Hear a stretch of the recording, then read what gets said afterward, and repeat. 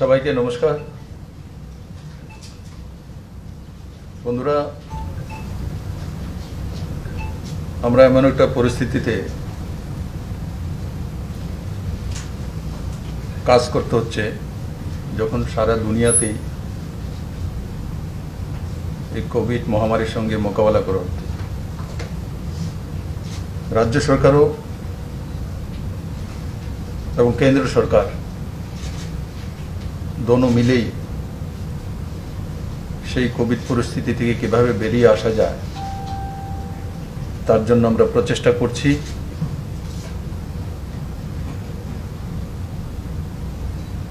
আমরা কোভিডে লক্ষ্য করেছি ত্রিপুরা ভ্যাকসিনেশনে একটা বড় ভূমিকা পালন করছে। যদি আমরা বিলো 18 কারণ কি ভ্যাকসিনেশন অ্যাবাভ 18 থেকে চলছে, বিলো 18 হচ্ছে না, তো সেটা যদি ছেড়ে দেই তো ত্রিপুরাতে 29%-এর উপরে ভ্যাকসিনেশন হয়ে গেছে, যেটা কি ভারতবর্ষের মধ্যে সবচাইতে বেশি। আর ওভারঅল যদি করি তাহলে সেটা 26%-এর কাছাকাছি, কিন্তু সেটার মধ্যে তো ওভারঅল টোটাল পপুলেশন আসে। বাস্তবে বিলো 18 তো ভ্যাকসিনেশনের যে সিস্টেম রয়েছে তার বাইরে রয়েছে, তার জন্য ওই হিসাব করলে 29 পয়েন্ট সামথিং 39.6 39.60, যেটা ত্রিপুরাতে ভ্যাকসিনেশন বিলো 18 যদি ছেড়ে দেয় তো তার টোটাল ভ্যাকসিনেশন আজকে দিনে 39.6, মানে 39.60%। সেটা ভারতবর্ষের মধ্যে সবচেয়ে বেশি ভ্যাকসিনেটেড স্টেট হিসাবে আজকের দিনে প্রমাণিত। বন্ধুরা, তার সঙ্গে মোকাবেলা করার জন্য সে অক্সিজেন বেড হোক, অক্সিজেন কনসেন্ট্রেটর হোক, অক্সিমিটার হোক, কোভিড কেয়ার সেন্টার হোক, কোভিড ডেডিকেটেড হসপিটালস হোক, ভেন্টিলেটর হোক, এই সবগুলোর ব্যবস্থা রাজ্য সরকার করতে অনেকটাই সক্ষম হয়েছে। এবং সবচেয়ে বড় যে অক্সিজেন প্লান্ট নর্থ ইস্টের মধ্যে, সেটাও আমাদের আইজিএম হসপিটালে প্রতিষ্ঠিত হতে চলছে, যেটা প্রতি মিনিটে 1050 লিটার যে অক্সিজেন সেটা প্রস্তুত করতে সক্ষম হবে। তার সঙ্গে সে জীবিত 900 লিটারের প্রতি মিনিটে। আর তার সঙ্গে সঙ্গে সারা ত্রিপুরার 8টি ডিস্ট্রিক্টে আরও 8টি অক্সিজেন প্লান্ট এবং এনএইচএম এর মাধ্যমে আরও 18টি প্লান্ট যে ত্রিপুরাতে প্রতিষ্ঠিত করার প্রকল্প বাস্তবায়নের জন্য প্রসেসিং চলছে। আর খুমুলুঙে আপনারা অবগত আছেন, সম্পূর্ণ রাজ্য সরকারের পয়সা দিয়ে আমরা একটা অক্সিজেন প্লান্ট খুমুলুঙও যে সিএসসি হসপিটাল আছে তাতে আমরা করার জন্য প্রস্তাব নিয়ে এসছি এবং শুরুয়াত হয়ে গেছে। বন্ধুরা, আজকে একটি যোজনা আমরা ঘোষণা করতে চলছি, সেটা হচ্ছে মুখ্যমন্ত্রী বাল্য সেবা প্রকল্প। সেই যোজনার নাম হচ্ছে মুখ্যমন্ত্রী বাল্য সেবা প্রকল্প। এই যে কোভিড মহামারী, তাতে অনেক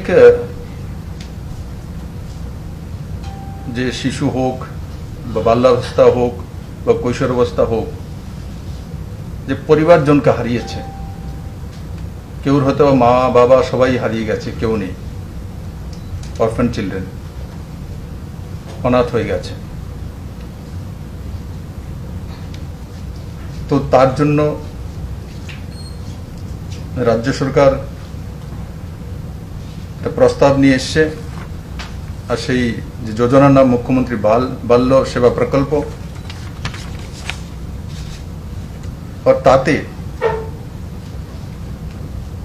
যারা হয়তোবা হোমে থাকবে না, আমাদের কাছে যে অরফ্যান চিলড্রেনদের রাখার জন্য হোম আছে, 18 বছর পর্যন্ত আমরা হোমে রাখি, কিন্তু এমনও বাচ্চা বা এমন আমার শিশুরা রয়েছেন, কৈশোরাবস্থায় রয়েছেন, যাদের হয়তোবা তার ঠাকুমা পালতে চায়, তার আত্মীয় স্বজনের মধ্যে কেউ গার্জিয়ান পালতে চায়, আর সেও সেখানে থাকতে চায়। তো তাদের জন্য কোনো স্কিম ছিল না। তো আজকে এই স্কিমের এই যে যোজনা, তার মাধ্যমে যারা কোনো কেয়ারটেকারের কাছে থাকতে চাইবে বা আত্মীয় স্বজন পরিজন, ঠাকুমা হোক, দাদু দিদা, তাদের কাছে থাকতে চাইবে, তো তাদের জন্য রাজ্য সরকার প্রতি মাসে 18 বছর বয়স পর্যন্ত 3,500 টাকা করে মাসিক যে অর্থ প্রদান, তার ব্যবস্থা করবে। তার সঙ্গে সঙ্গে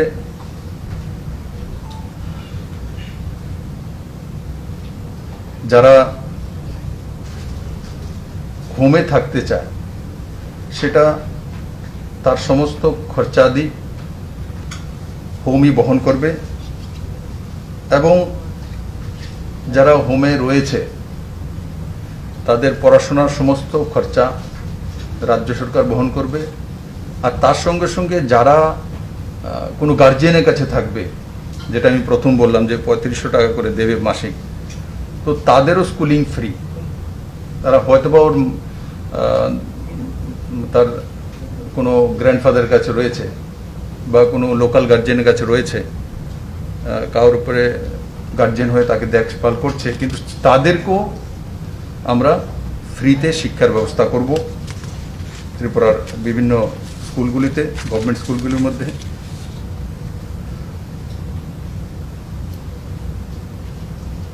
আর যারা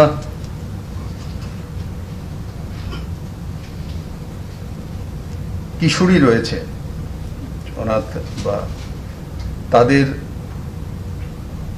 আফটার এডুকেশন যখন তার বিবাহ সূত্রের ব্যবস্থা হবে, তো ওই সময়ও রাজ্য সরকার সেই বিবাহের জন্য 50,000 টাকা করে এককালীন সাহায্য করবে।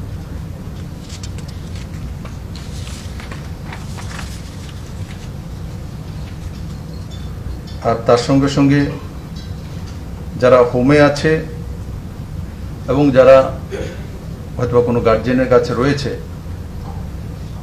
তাদের 10th পাসের পর 11-12 এই 2 বছরে ওয়ান টাইম একবার ল্যাপটপ বা ট্যাবলেট দিয়ে তাকে সহায়তা করা হবে। কারণ কি, আজকালকার দিনে গুগলের জামানা, ইন্টারনেটের জামানা, তো অনলাইনে যাতে তার পড়াশোনা করতে পারে, কোনো ভোকেশনাল সাবজেক্ট হোক, আর সেগুলো টেকনিক্যাল সাপোর্ট যাতে পেতে পারে, তার জন্য রাজ্য সরকার তার ব্যবস্থা করবে।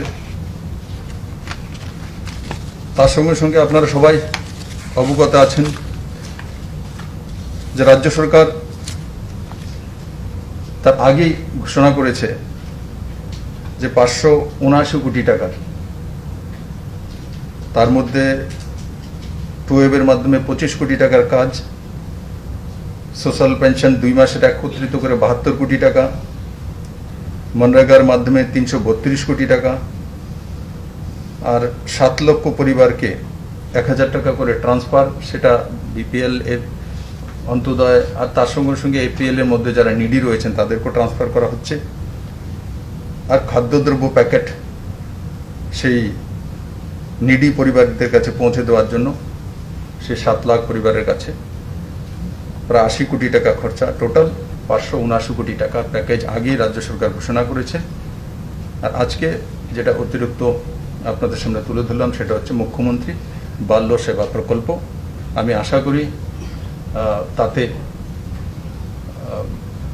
আমাদের যে যারা আজকে তাদের পরিজনকে হারিয়েছেন, তো তাদের ভবিষ্যৎ জীবনের জন্য কমসে কম একটা ছোট্ট রাস্তা তো আমরা তৈরি করতে সক্ষম হয়েছি। আর পরবর্তীকালে আরও কি করা যেতে পারে, কারণ অনেক সময় আমরা দেখি যে হায়ার এডুকেশনে কোনো জায়গায় যেতে চাইছে, তো স্কলারশিপের ব্যবস্থা আরও কিছু আছে, সেগুলো ধীরে ধীরে রাজ্য সরকার কীভাবে তাদেরকে সাহায্য করা যেতে পারে বিবেচনা করবে। তাছাড়া আপনারা জানেন যে এডুকেশন অনেকগুলো আমাদের স্কিম রয়েছে, লক্ষ্য স্কিম রয়েছে, সুপার 30 রয়েছে, এগুলোর মধ্যে আপনি সেই ছেলেমেয়েরা যেতে পারে, তার জন্য কোনো এটা অতিরিক্ত করা হয়েছে। কিন্তু যেই স্কিমগুলি অলরেডি রয়েছে আমাদের মেধা ছাত্রছাত্রীদের জন্য, তার মধ্যে ওনারা আপনি ভাগ নিতে পারবেন। আমি আপনাদের মাধ্যমে এই স্কিমটা যাতে সবার কাছে পৌঁছে যায়, সবাই যাতে তার সহায়তা নিতে পারে, সেটাই আমার কাম্য।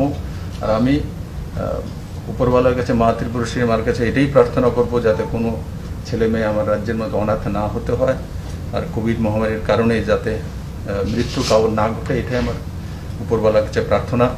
আর বাকি হেলথ ডিপার্টমেন্ট আপনারা সবাই অবগত আছেন, আমার সাংবাদিক বন্ধুরা দিনরাত চেষ্টা করে যাচ্ছে, ডাক্তাররা, নার্সরা, তার সঙ্গে রিলেটেড যারা সাফাই কর্মী রয়েছেন, অ্যাডমিনিস্ট্রেশন। তো আমি সবার কাছে এটাই বিনম্র নিবেদন থাকবে, আসুন সবাই মিলে এই যুদ্ধকে জয় করি আর এক দুসরেকে সহায়তা করি। ধন্যবাদ। কিছু এখনো আমরা সেটা সার্ভে তো স্টার্ট করিনি, থাকতেও পারে, কারণ কি হয়তো বা অনেক সময় দেখা গেল আর্নিং মেম্বার অনেক সময় বাবা আছে, চলে গেছে, তো এগুলো করে বের করতে হবে কি আছে, কি পজিশন, তো ডাটা চলে আসবে, কারণ আমার টোটাল ফিগার তো আছে, তো টোটাল ফিগার যখন রয়েছে সেটা বেরিয়ে আসবে। শিশুদের মধ্যে ত্রিপুরাতে এটা পার্সেন্টেজ খুব কমই আছে, 2টি না 3টি কেস এমন এসেছিল ছোট শিশু, এবং রিকভারি হয়ে গেছে, তার মধ্যে কোনো শিশুদের মধ্যে কোনো ডেথ কেস নেই। প্রথম কেসটা সাউথে এসেছিল, আমার খেয়াল আছে, আমি গিয়েছিলাম প্রবাসে তখন, কিন্তু রিকভারি হয়ে গেছে। কিন্তু কোভিডের কারণে কোনো শিশুর মৃত্যু হয়েছে এমন কেস ত্রিপুরাতে নেই। দেখুন, সংক্রমণটা আটকানোর জন্য রাজ্য সরকারের একটা আছে সোশ্যাল ডিস্টেন্সিং মেনটেন করা, আর যেটা যে করোনা কারফিউ আছে, সেটাকে আগরতলাবাসীকে আপনাদের মাধ্যমে ধন্যবাদও দেবো। আমি যতটা দেখি, আমি তো রাত্রে ঘুরি, করোনা কারফিউ মানে আগরতলাবাসী, ঠিক আছে, প্রয়োজন হলে বেরোয়, কিন্তু আর সাইন্টিফিক কি এওয়ে আছে সেটা তো পুরো দুনিয়াতে বলা কঠিন কোভিডের বিষয়ে। কিন্তু যেগুলো সায়েন্টিস্টরা বা ডক্টররা, এক্সপার্টরা দিয়েছেন ত্রিপুরাতে, আমরা মোটামুটি সেগুলো লাগু করেছি। আর আমাদের একটাই যে আমরা চাইছি এখন আগরতলা কর্পোরেশনে, এবং চালুও করেছি আমরা, আগরতলা কর্পোরেশনে ভ্যাকসিনেশনটা বেশি দেওয়া। আমরা অনেক সময় দেখি যে যেখানে পার্সেন্টেজটা কম আছে সেখানে হেলথ সেন্টারগুলোর মধ্যে না দিয়ে আগরতলাতে দেওয়া হচ্ছে। তার কারণ হচ্ছে কোভিডের যে পজিটিভিটি রেট সেটা আগরতলাতেই বেশি, আর তার কারণ হচ্ছে আগরতলার পপুলেশন বেশি। তো সরকার সেই দিশাতে স্পেশাল ইনিশিয়েটিভ অলরেডি নিয়েছে, ইনিশিয়েটিভ সেটাই যে ভ্যাকসিনেটেড তাড়াতাড়ি করে দেওয়া, আর আগরতলার জন্য স্পেশালি করা হচ্ছে। এমনিতে ত্রিপুরা সরকার অনেক আগেই হেলথ ডিপার্টমেন্ট থেকে, আপনারা দেখেছেন যখন কন্টেনমেন্ট জোন 3টে ওয়ার্ড হয়েছিল, 2 নম্বর, 21 নম্বর আর 46, এই 3টের মধ্যে আপনি খেয়াল রাখবেন, 3টার মধ্যে আমরা একযোগে 3 দিনে মানে সবার বাড়িতে গিয়ে স্টিকার লাগিয়ে দিয়েছি যে টেস্টিংয়ের জন্য আসুন। কিন্তু তাতে অনেক সময় দেখা যায় ভয়ে আসতে চায় না, আর জোর করে তো বাড়িতে ঢুকে টেস্টিং করা যায় না। অনেক সময় আমরা লক্ষ্য করেছি যে ক্লাবগুলোর মাধ্যমে আমরা করতে চেয়েছিলাম, তো একটা পজিটিভ পাওয়ার পরে বাকি লাইন পুরো খালি হয়ে যায়। नहीं, मुझे सेंट्रल गवर्नमेंट के बारे में जानकारी नहीं अभी, ये राज्य सरकार की तरफ से हमने ये घोषणा किया है, और ये संपूर्ण अलग ही है, और सेंट्रल गवर्नमेंट की तरफ से मुझे अभी जानकारी सूचना नहीं। नहीं আবেদন করে দেন অনলাইন এদের সমস্ত অ্যাকাউন্ট আছে আমরা ডিবিটির মাধ্যমে অনলাইন পাঠিয়ে 7 লাখ অ্যাকাউন্ট আমাদের কাছে আছে আমাদের যারা BPL Antyodaya priority house hold এদের কাছে ইপিডি সিস্টেমের রেশন কার্ড আছে এবং এদের নাম্বার আছে কনফার্মেশন আছে আর সঙ্গে সঙ্গে যারা এপিএল এর মধ্যে গরিব আছে 50,000 আমরা এর আগে আইডেন্টিফাই করেছি এদের সম্পূর্ণ নাম্বার অ্যাকাউন্ট নাম্বার আমাদের কাছে আছে তো আমরা আমার মনে হয় আজকে আমি পার্সেন্ট নিয়ে নেবো ম্যাক্সিমাম পয়সা হয়তো বা পৌঁছে গেছে দেখুন এখন এটা তো যেটা আমরা আজকে ঘোষণা করা হলো, মানে এটা অপ্রাপ্তবয়স্কদের জন্য আর এমন যেটা আপনি বলেন যে মা বাবা আছে অথবা তার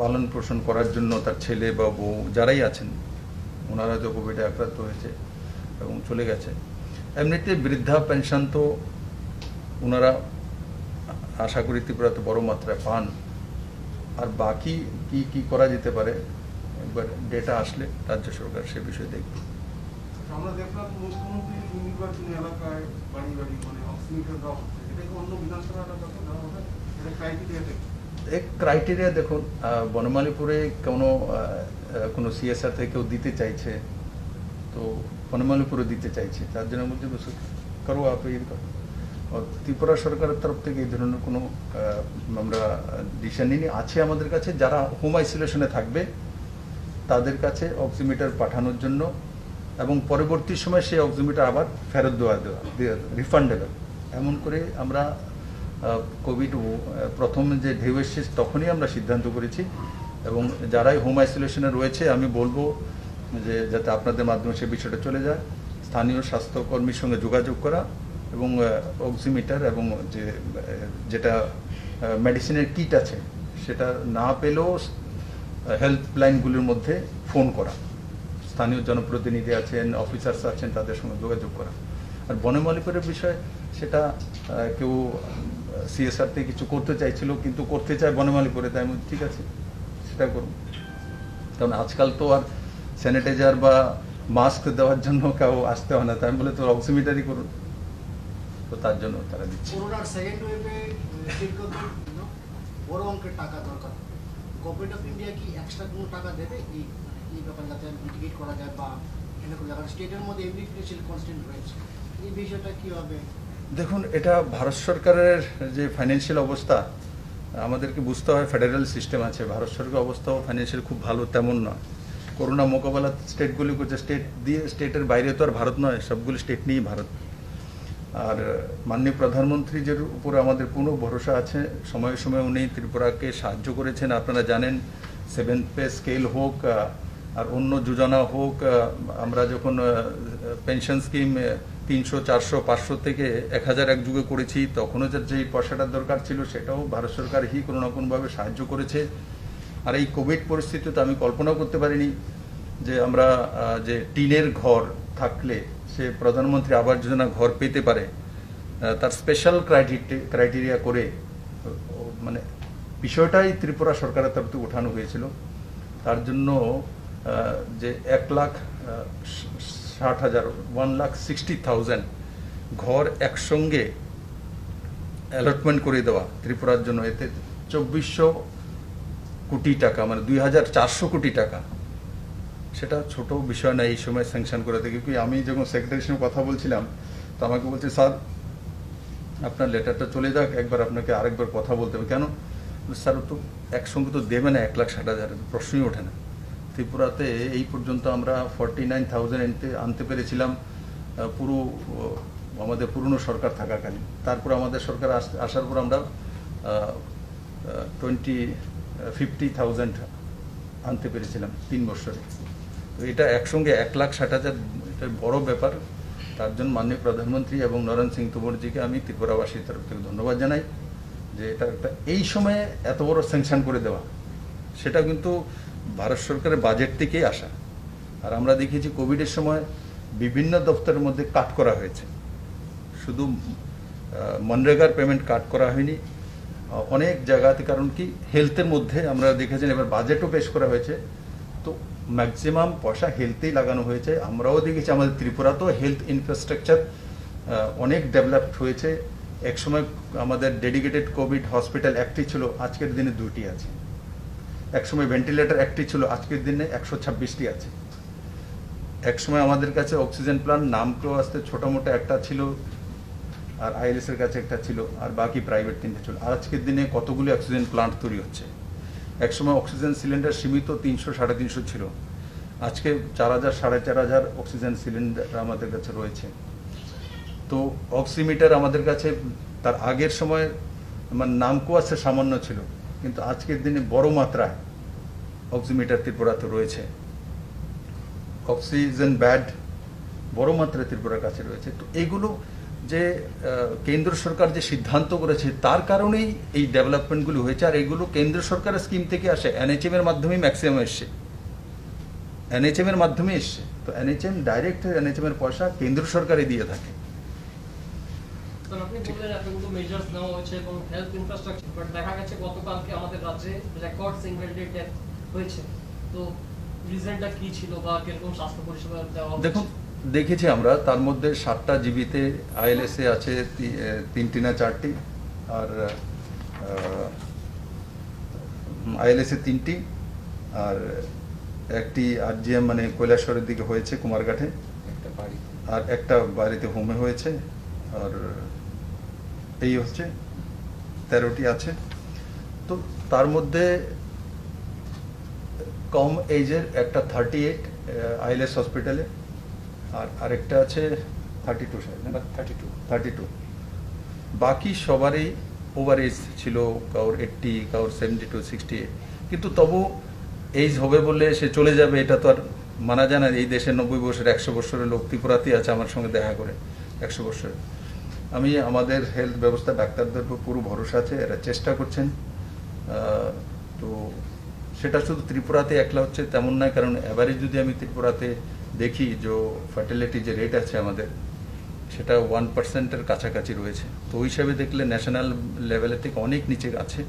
কিন্তু আমাদের স্টেটে এই ধরনের একসঙ্গে 13 জনের ডেথ হয় না বলে আমাদের সামনে এটা একটা বড় ফিগার মনে হচ্ছে। কিন্তু আমি এটাই মানে উপরওয়ালার কাছে, ডাক্তারদের কাছে অনুরোধ করব বা উপরওয়ালার কাছে প্রার্থনা করব যাতে কাউরই কোভিডের জন্য মৃত্যু না হয়। এবং এই ফিগার দেখার পরে সকাল থেকে আমি কয়েকবার এক্সারসাইজ করেছি, মেডিকেল সুপারিনটেন্ডেন্ট বা কোভিডকে ডেডিকেটেড যে জয়ন্তী ব্লকের হেড অফ দ্য ডিপার্টমেন্টে আছে ওনার সঙ্গে কথা হয়েছে, সেটাকে কিভাবে আরও রোকা যায়, কেন হয়েছে, সেগুলোর রাজ্য সরকার স্ক্রুটিনি করছে। তো আমি এটাই বলবো যে ডাক্তারদের উপরে তো বিশ্বাস রাখতে হবে, আমাদের যে ব্যবস্থা আছে তার উপরে বিশ্বাস রাখা উচিত। মুখ্যমন্ত্রী বাংলা সভা প্রকল্প যারা পাবে বয়সটা কত থেকে কত? 18 বছর পর্যন্ত 1 to 18। এমনি তো হোমে এখনো তো রয়েছে 18 বছর পর্যন্ত থাকে, কিন্তু এটার মধ্যে আরেকটা ফ্যাসিলিটি হয়ে গেল যে না, কেয়ারটেকারের কাছে থাকলে, আত্মীয় স্বজন পরিজনের কাছে থাকলেও সে 3500 টাকা পার মান্থ পাবে। আর প্লাস যে এডুকেশন যেটা আছে, হোমে থাকলে তো ফ্রি হয়, এটা এখন বাড়িতে থেকেও কারোর কাছে থাকলে সেটাও ফ্রি পাবে। আর বিবাহের সময় যেটা 50,000 টাকা করে কিশোরীদের ক্ষেত্রে, সেটা রাজ্য সরকার বহন করবে। স্যার, লাস্ট কোয়েশ্চেন, দেখা গেছে বিভিন্ন রাজ্যে এরকম সিচুয়েশন এসছে আইসিইউ বেড পাওয়া যেত না। আমাদের রাজ্য সরকার কি এরকম কোনো ইনিশিয়েটিভ নিচ্ছে যে যারা অ্যাটলিস্ট ফ্রন্ট লাইন ওয়ার্কার যারা আছে তাদের জন্য একটা number of specific ICU bed বা ভেন্টিলেশন রিজার্ভ রাখা হবে? দেখুন, আইসিইউ বেড আমাদের কাছে রিজার্ভ তো এমনিতে রিজার্ভ আছে, যে আমার কাছে এমন কোনো পরিস্থিতি এখনো আসেনি যে আমরা যদি দেখি যে 80% 90% হয়ে গেছে, এমন হয়নি। তখন আমরা দেখবো যে না ভাই, যারা প্রথম সারির যোদ্ধা হিসেবে কাজ করছেন তাদের জন্য রিজার্ভ থাকুক। কিন্তু এখনো এমন জায়গাতে যায়নি যে রিজার্ভ রাখার মতো পরিস্থিতি এসছে। কারণ আমরা দেখেছি যে এখনো জিবিতে যেটা আছে 154 আছে, তো ক্যাপাসিটি 221 আছে। ও তার মধ্যে 26-এর কাছাকাছি তো সে মাইল্ড কেস আছে, আর 46-এর কাছাকাছি মডারেট আছে।